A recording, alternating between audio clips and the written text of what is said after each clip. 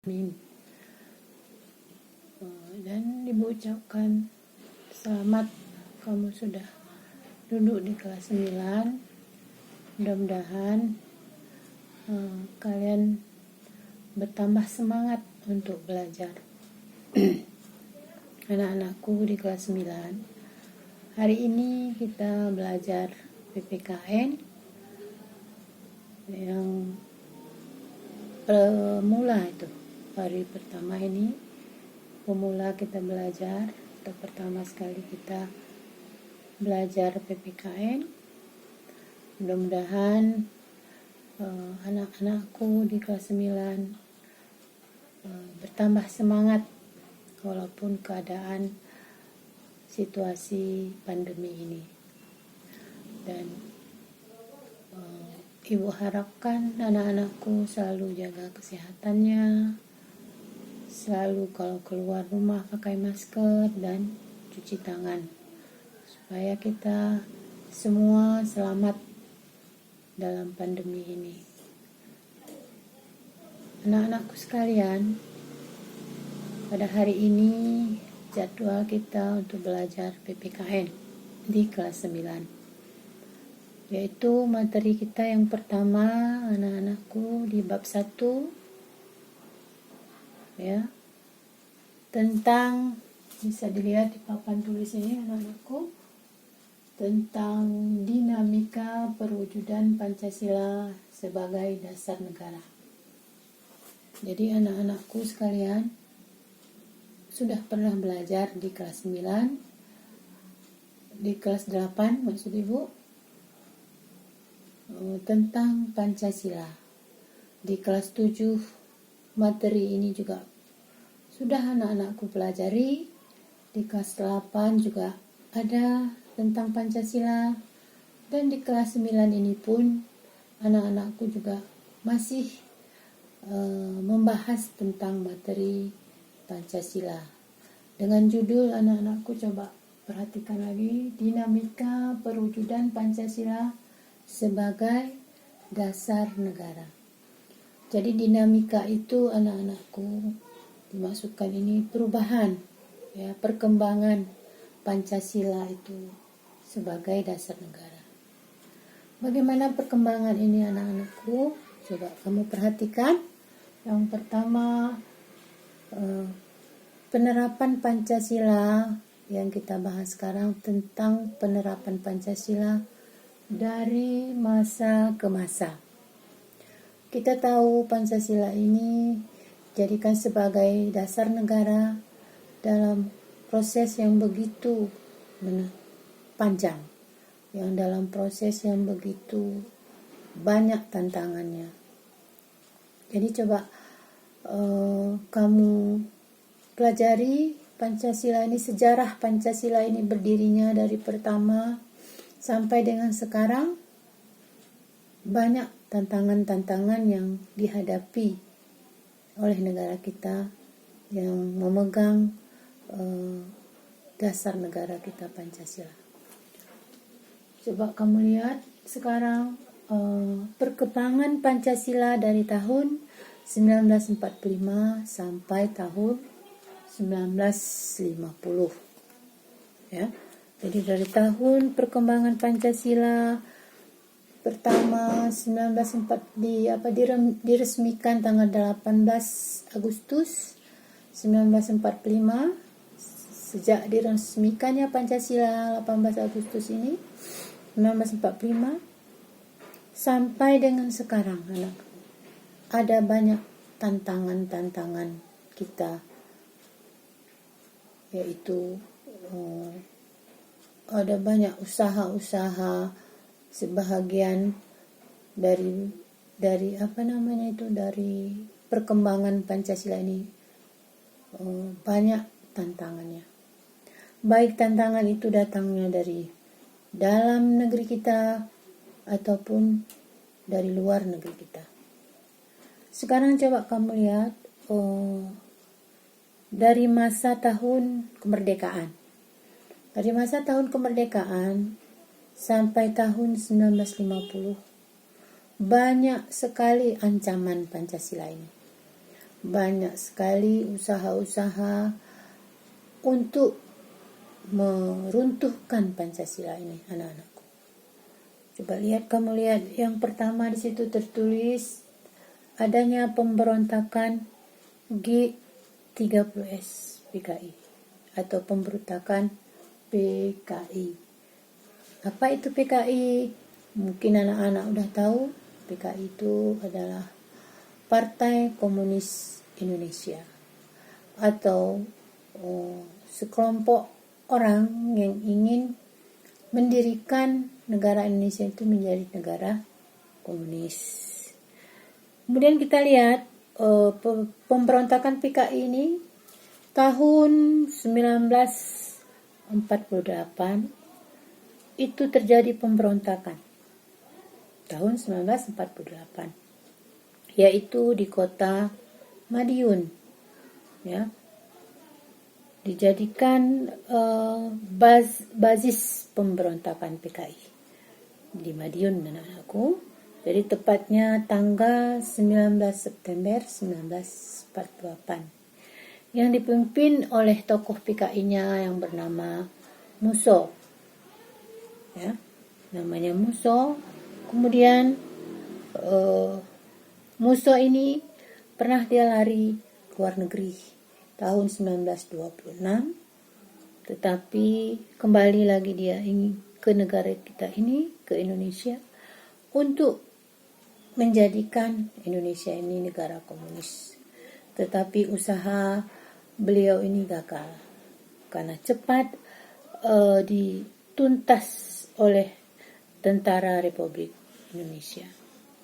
Kemudian yang kedua, anak-anakku, usaha pemberontakan yang selanjutnya, usaha untuk meruntuhkan Pancasila ini, yaitu dengan adanya pemberontakan DITI. Apa itu DITI? DITI ini adalah Darul Islam atau Tentara Islam. Jadi pada masa itu kita lihat tahun 1949, anakku. Tahun 1949 terjadilah pemberontakan DITI yang dipimpin oleh Kartosuwiryo. Itu tepatnya 7 Agustus 1949. Dipimpin oleh Kartosuwiryo. Pemberontakan ini pun DITI ini berusaha untuk meruntuhkan Pancasila. Ya, tepatnya di Jawa Tengah, Jawa Barat dan Jawa Tengah. Tetapi alhamdulillah, anak-anakku, usaha mereka ini bisa dituntas oleh Tentara Republik Indonesia. Begitulah perjalanan panjang Pancasila ini dalam menegakkan Pancasila kita ini sangat penuh dengan proses yang begitu berat, ya. Kemudian anak-anakku, yang ketiga, kalau kamu perhatikan, ada pemberontakan APRA. APRA ini ada artinya, ya. APRA ini artinya Angkatan Perang Ratu Adil. Ya, Angkatan Perang Ratu Adil. Ini dipimpin oleh Raymond Westerling. Jadi Raymond Westerling ini sebagai prajurit APRA, ya, atau dia sebagai tentara dulu, tentara Hindia Belanda. Usahanya ingin meruntuhkan Pancasila. Ya.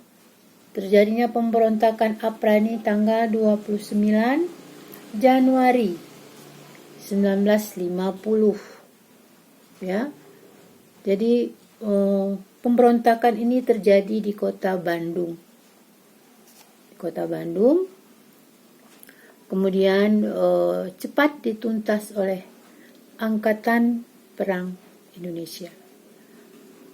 Akhirnya tokoh APRA ini, Angkatan Perang Ratu Adil ini, berhasil ditangkap oleh tentara Indonesia, dan akhirnya mereka itu pengikut-pengikutnya melarikan ke luar negeri, karena APRA ini adalah mantan tentara ya Hindia Belanda. Kemudian yang keempat, anak-anakku, pemberontakan Andi Aziz. Pemberontakan Andi Aziz. Pemberontakan ini terjadi tanggal 5 April 1950. Ya, dilakukan oleh bekas-bekas pimpinan Kapten Andi Aziz. Kapten ini seorang mantan perwira, dan mereka ingin mendirikan negara lain, ya, negara lain atau negara Indonesia Timur, ya, ingin menguasai negara Indonesia bahagian timur.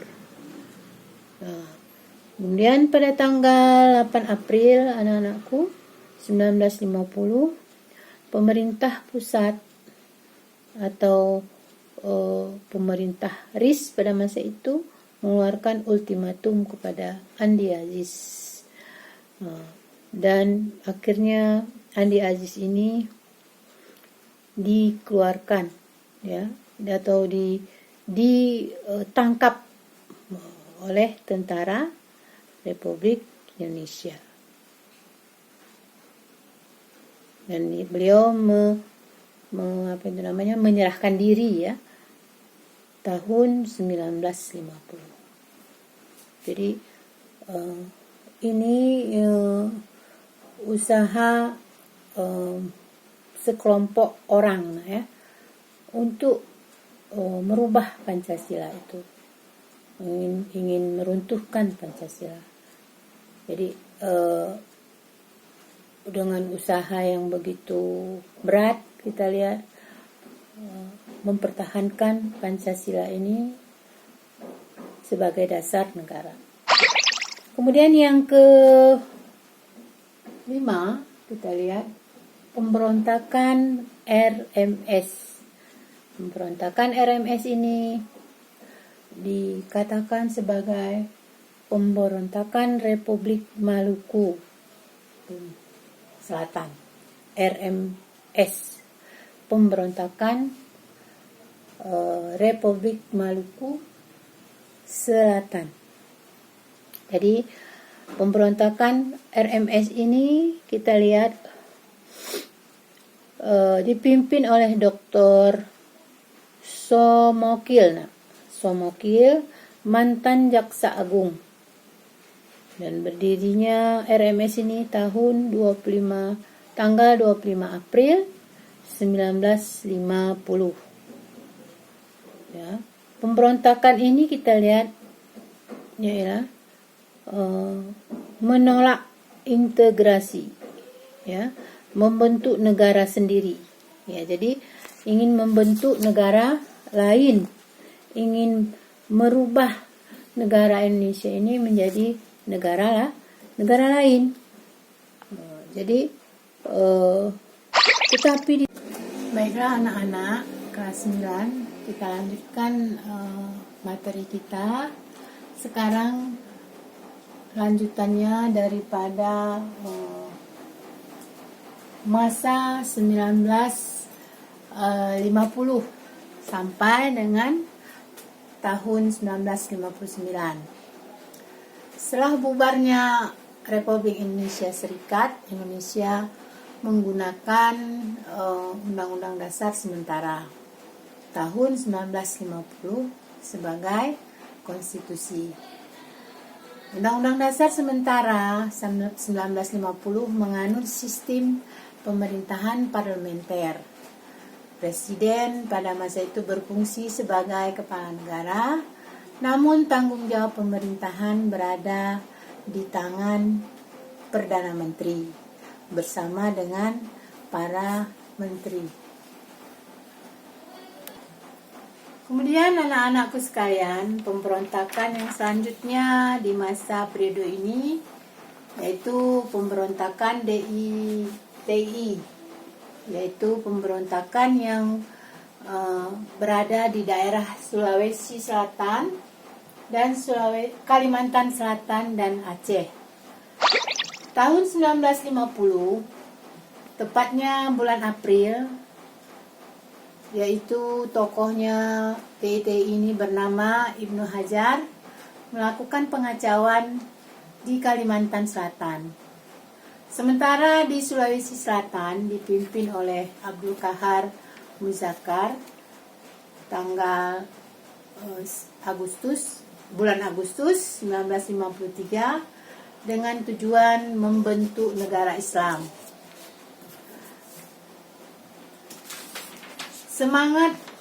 Sementara di Aceh pada tanggal 20 September dipimpin oleh Daud Bereh pemberontakan DITI ini.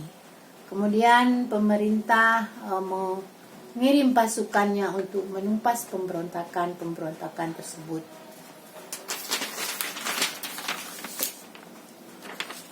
Kemudian selanjutnya anak-anakku sekalian, pemberontakan PRR. Sini PRR ini disingkat dengan Pemerintahan Revolusi Republik Indonesia.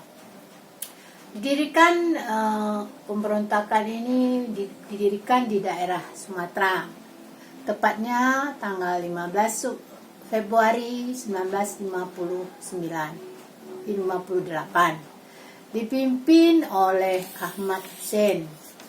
Untuk memadamkan pemberontakan ini, pemerintah melakukan sejumlah operasi militer. Kemudian yang selanjutnya pemberontakan semesta. Yang ketiga, pemberontakan semesta. Tanggal pemberontakan ini tepatnya tanggal 17 Februari 1958.